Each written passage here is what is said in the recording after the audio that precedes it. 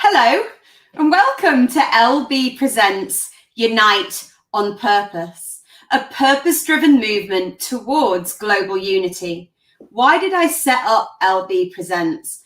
I wanted to interview all the incredible business leaders, change makers that had been coming through Bob, which is a purpose-led platform that connects businesses all around the world to trade with each other to impact change in the world.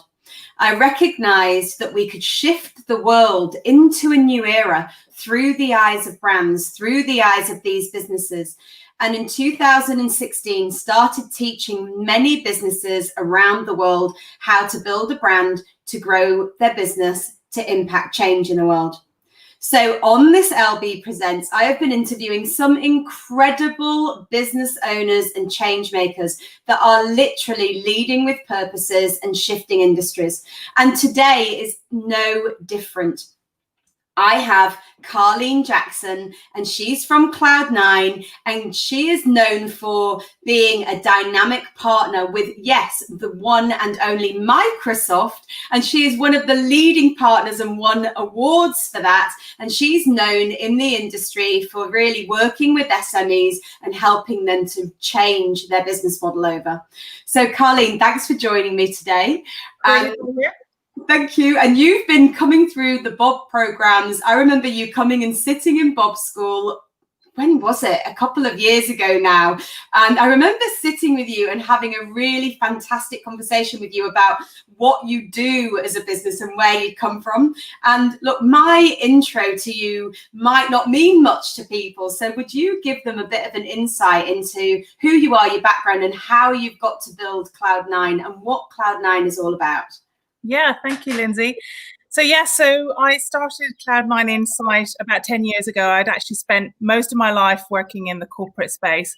And at the time, Microsoft were just launching their first product for CRM on the cloud in the UK for SMEs. And I thought, isn't it amazing that companies that are startups or small businesses can access the same technology as organizations like Metro Bank or big departments in organizations. And so it was a great opportunity for me to take everything I'd learned from the enterprise space and at a much lower cost, give access to smaller businesses the ability to sell better, to market more effectively, to use the data that sits in their organization that's probably hiding on spreadsheets around the business. And so that was really my goal, to sort of really level the playing field between SMEs and corporates, but at a much more cost-effective budget, but at the same time, helping those SMEs with their vision of what could that look like? What does a world other than that sitting on spreadsheets or a very simple CRM, what could that look like? What could that do for their business?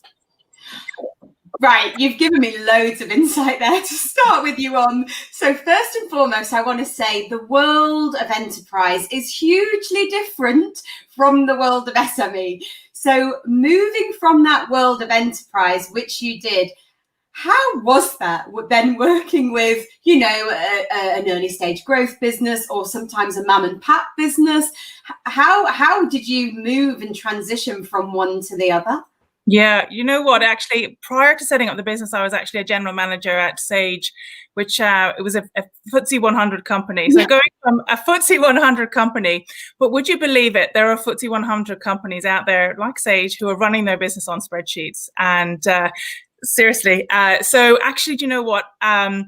In some ways, there was some similarities that it's so often organizations are trying to imagine a big corporation or even a small business owner who imagine they've got 10 employees. It's very hard for a business owner who's got, say, 10 employees to really know everything that's going on in their business.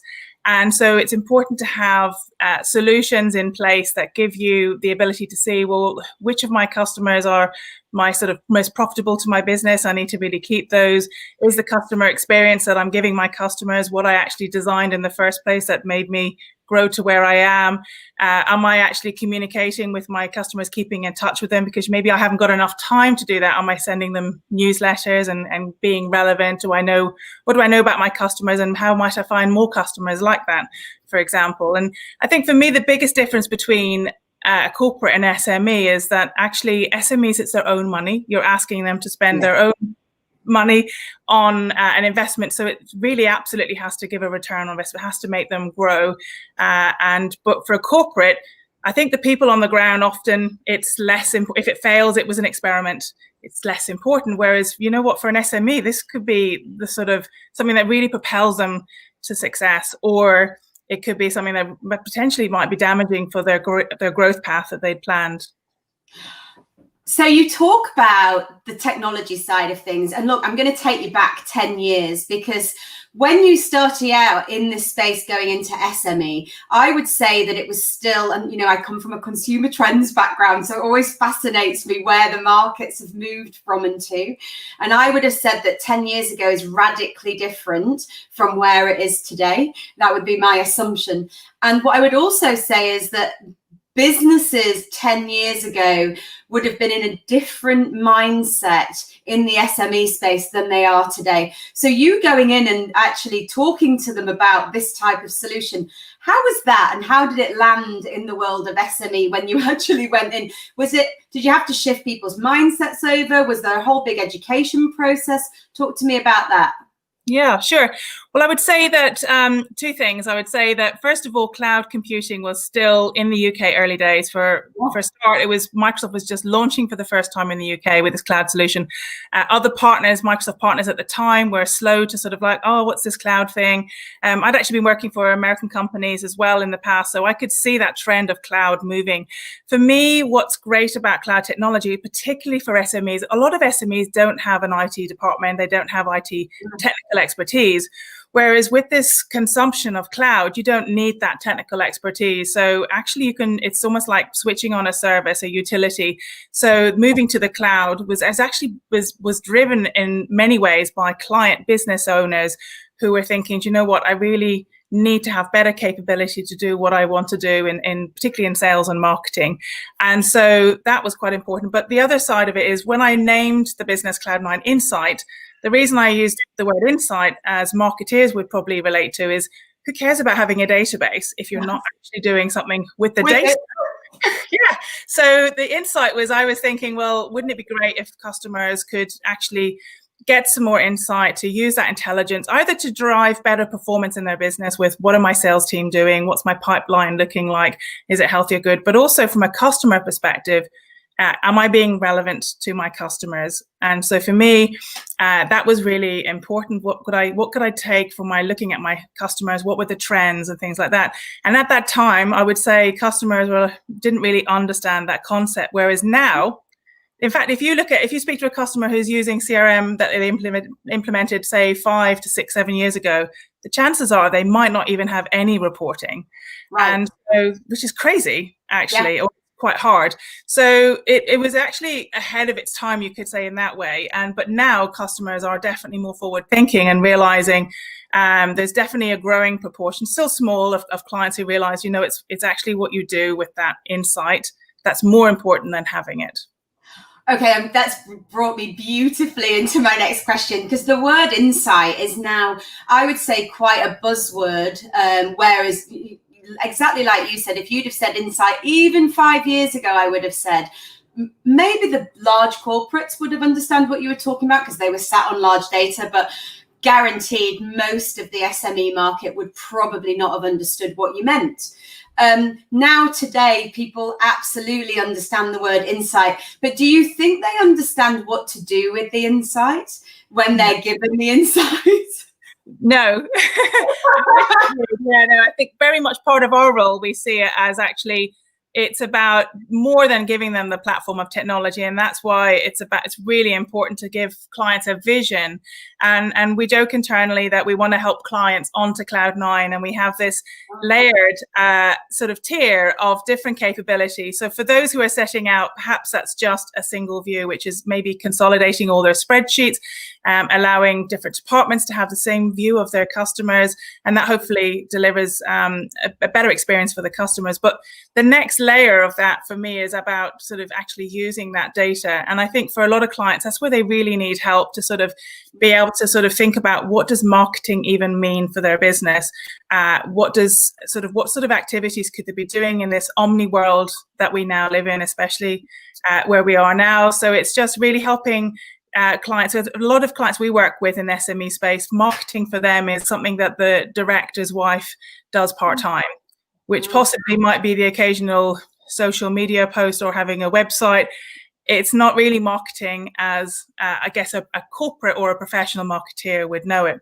And so our ambition is to really help SMEs be more effective with using their data, being more relevant to customers, and building their capability in a way that even those who aren't expert marketeers would be able to start on that journey. Okay, so what would it look like for me to come and live on your cloud? Oh, it'd be amazing. Can I come and live with you on your cloud, in your Cloud9? Absolutely. I want you to tell me, like, what would be your dream if I came to live with you on your cloud? What would that look like in a vision space of what you would really like to do? Yeah, for sure.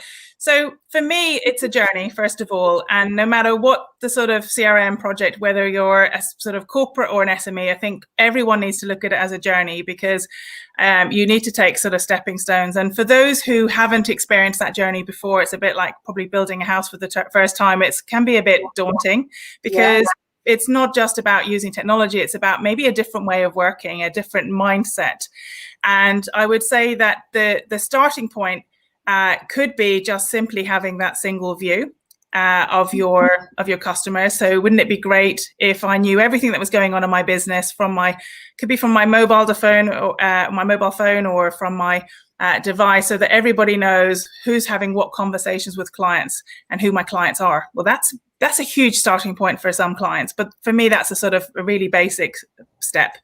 And also thinking about, I think, organizations often don't realize the value of the data they're sitting at in that sort of first step. And there's what you know about your customers that may not even be in a system. That, like, what are they buying? How often? When? What can you do to drive their behavior or find more customers like that? So that's a sort of basic level, layer one. Layer two, if you think of it like different layers of clouds, layer two would be I'm able to sort of know what's going on in my business. I can use that. I've got great reporting, maybe dashboards I can drill down in. I might be able to start marketing to customers in a really simply but really relevantly. So I know when they've opened up an email that I've sent them.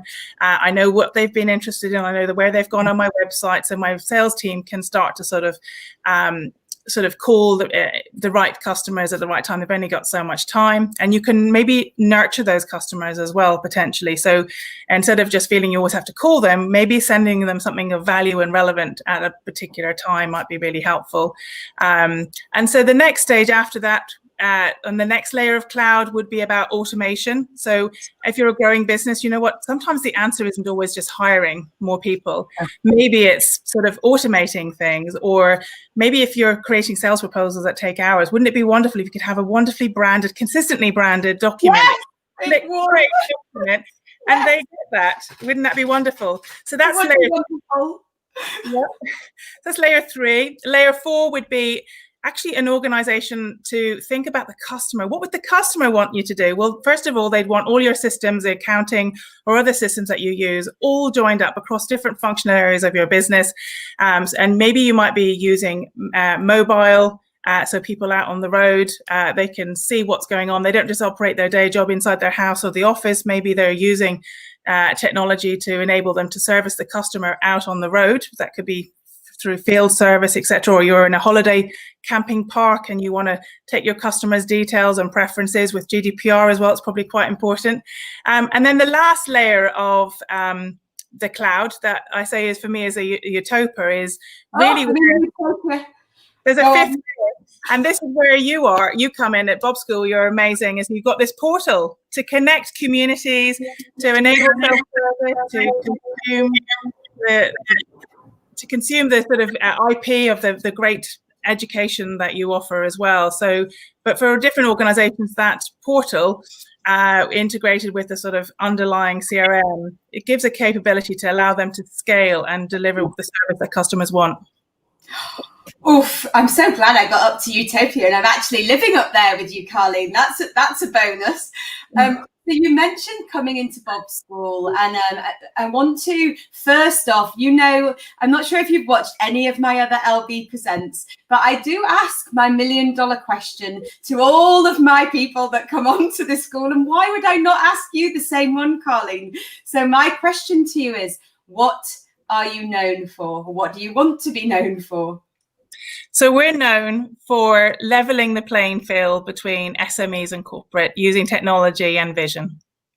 Ooh, right. Okay. So the second half of this interview now, I want to know about purpose.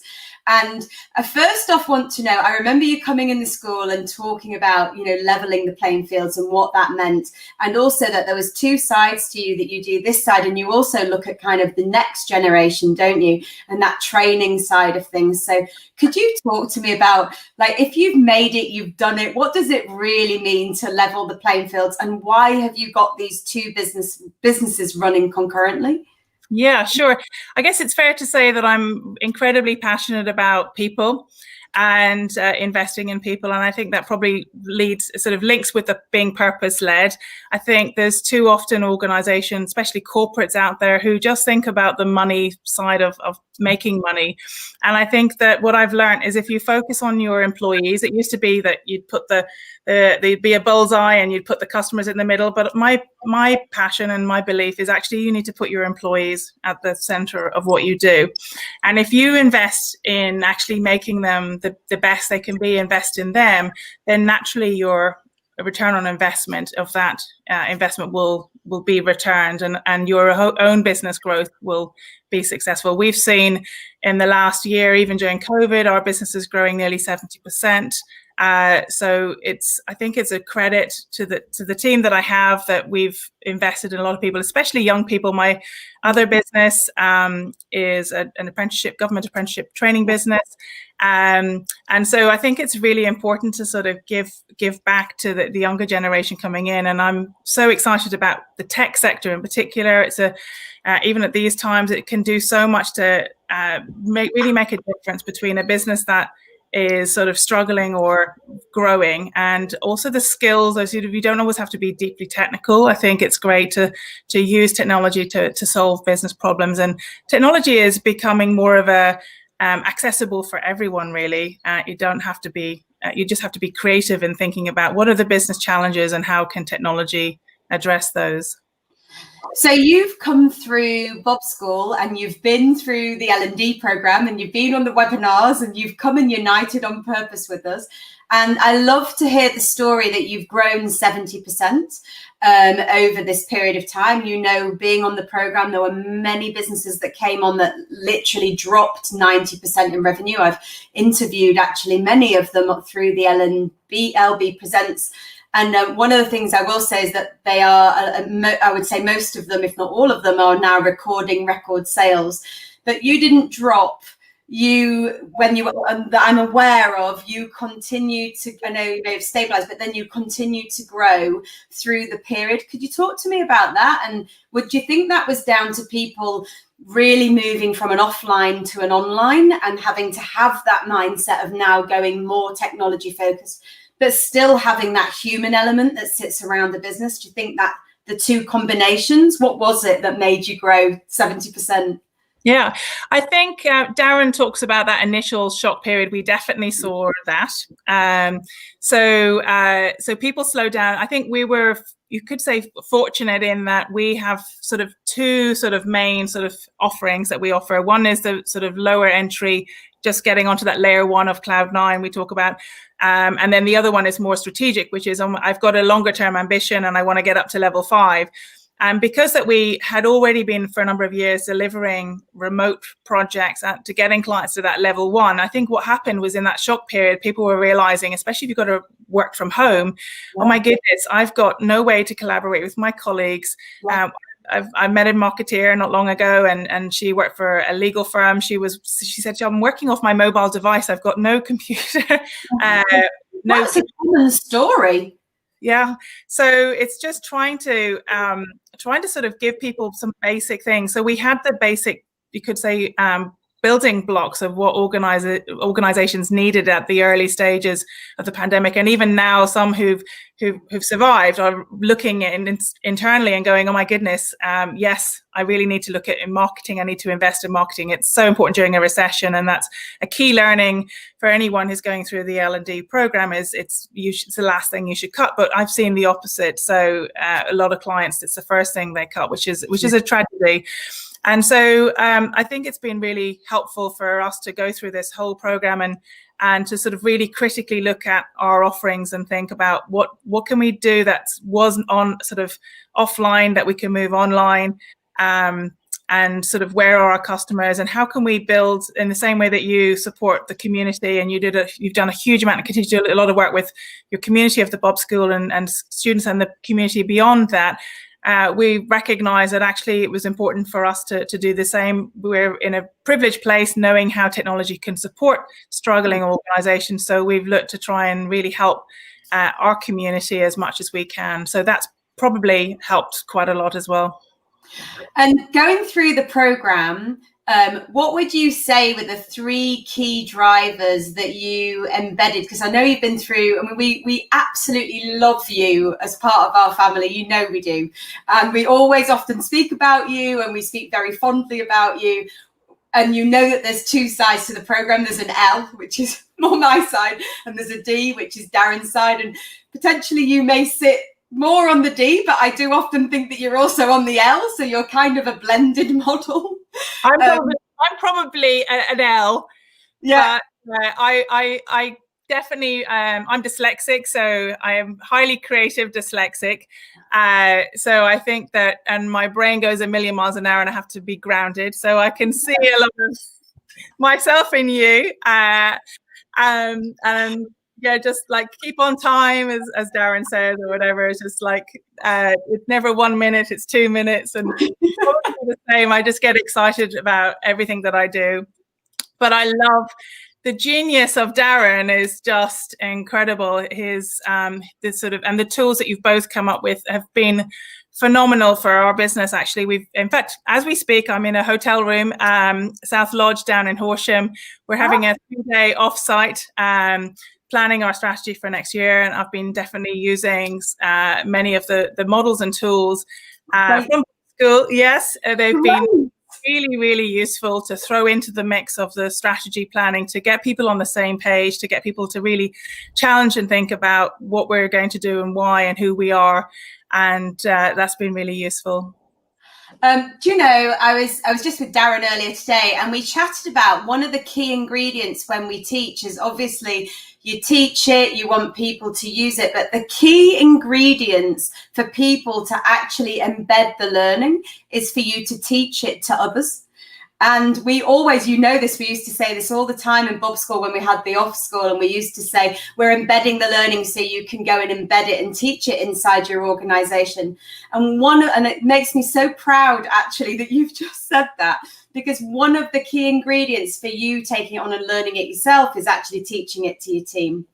It would be interesting to be a fly on the wall to see, because you just mentioned about really being people-centric, which you know is at the heart of everything that we always teach, that the fact that you lead with people, you lead with purpose. It's no longer just about a faceless business anymore, that the people are the heart of everything you do. And I think that's one of the commonalities that we had quite a lot of chats about when you came in the school. How have they responded to the material and actually embedding it inside the business? So I would say I probably give it to them in bite-sized pieces. I've actually picked my second most highly creative person in my business to sort of work along with me on the L&D program, which was actually the right thing to do. Also, she's my partner director, and I know a lot of the things that you guys talk about is the importance of thinking about your channel and partnerships. And so together we've continued to learn quite a lot and look to apply it to our business. We still feel we've got a lot to learn. But one of the really helpful things that I've taken and on this journey is, in the beginning, working through the different schools that I attended with you, I was considering what's my role between both the training business and Cloud9. I remember. Yeah, so it's like a huge sort of weight on my shoulders, actually. And then when I met Darren for the first time and he put your model up of, oh, you could be a guru brand, I thought, oh my goodness, that is the answer. I suddenly felt a huge weight off my shoulder. And the reason I set up the training business was such as my passion to support young people, but also I'm a strong collaborator. So in fact, I was in a room with about 12 of my competitors, believe it or not, and they said, tell us about how you deal with the tech shortage. We can't find enough talent. What do you do? You've had great track record and won lots of awards with apprentices. And they pointed at me and said, we pay you for that. And I thought, really? Okay. So I went back to the drawing board and I thought, okay, this is what I could do. And so we started on that. It was a long journey, but to become officially a government approved, which we are now. And so, yeah, so it's been exciting to do that. And so from that moment, and for the first time ever, even though I've spent most of my life in sales, I've hardly ever presented in my life. I've hardly ever, so I sort of done any sort of public speaking, but I thought that's what I need to do. So, and I've really loved that role that I've created for myself. But what I've taken it a step further. So I've worked, I'm working with Stephen from the Bob School to sort of help me sort of bring that out to the rest of my team. And now, in fact, it was written up in Forbes magazine in the last week that they talk about the sort of extending personal brand, not just to the business owner, but actually to your whole team. And how can you do that? Fantastic. I'm not just, they're all, I think you'd call it strikers, would you, Lindsay? Yes. Are they all strikers? I'm making them all strikers, which I'm loving because I don't even know if I'm sure if I'm a real striker. But you know, yes, you are. I'm loving it, and I'm loving the fact that they're loving it too, and phenomenal to help everyone hold their hand on this sort of journey. And what I would say is that for me, one of the benefits is that in my mind, I don't have all the answers, but my team have, between us as a team, we have all the answers. How do we support our clients? What are the business problems that we're solving, and how do we do that? And I really want them and my customers as well to be a part of that storytelling, to get, so you could say, create content, which is really a really important part of marketing as well.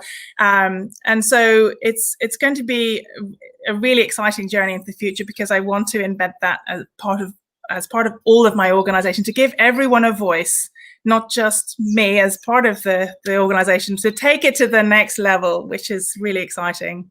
Carlene Jackson, haven't you come a long way from the first school? Wow. And I have to say, I've been watching your personal brand grow over the last year and been hugely impressed by how much engagement you're getting, how you're positioning yourself, how you are really becoming this market leader, a leader of the industry.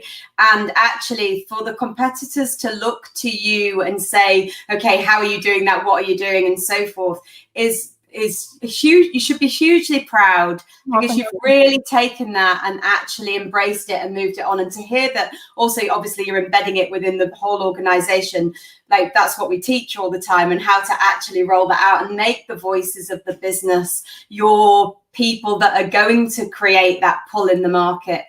In my last minute, I'm just going to go and get something. If you just wait there for one moment. I have got my Unite on Purpose bag, and you have been through the L&D program with us, and we had the absolute pleasure of campaigning with you with hundreds of businesses in the morning. We got it trending on Twitter for the day, and you came on and declared your purpose to Unite on Purpose. And so I saw Boris today, and I told Boris that you were coming on to this call, and he said, do you know, I think Carlene Jackson should have the keys to the whole of the UK just for the day. He said he wants them back tomorrow, but if I put them in the bag, I'll send them. Hang on, just take the Unite on Purpose bag. There you go. Have you got it? Yeah, Thank got you. it. Okay, good. Right, so he's giving you the keys to the whole of the country only for the day. And he said to me, you can do anything you want to unite the UK on purpose, on your purpose. What would you like to do? I would like to really support the generation of young people who are coming into the workforce now, and to do everything we can to believe in them, and support them on their journey. Oh, wonderful. That was a beautiful ending to our interview. Can I thank you so much for coming on today? It's always an absolute pleasure chatting with you. I could chat for ages with you and go and have a cup of tea now. But thank you so much for coming on. And thank you to all the viewers that tune in to watch Unite on Purpose by LB Presents. Tomorrow morning, I'm going to be interviewing a fantastic business from Australia, and they are going to be coming on to talk about their purpose. It is an early one. I acknowledge that. It will be 7:30 in the morning. But hey, you can come and join us, and it's a quiet revolution. And if you'd like to, then why not come and join us on Bob Earth, which is a purpose-led platform. It connects businesses around the world to trade, and you will meet all of these incredible people that I am interviewing as they are all founding citizens of the earth. And remember, if you want to keep watching this channel, then do the usual. Subscribe to the channel, like the channel, leave a comment if you want to make a comment about some of the interviews, and share it, pay it forward with all of your community. And hey, build a brand, grow your business, impact an industry, and shift the world. See you tomorrow.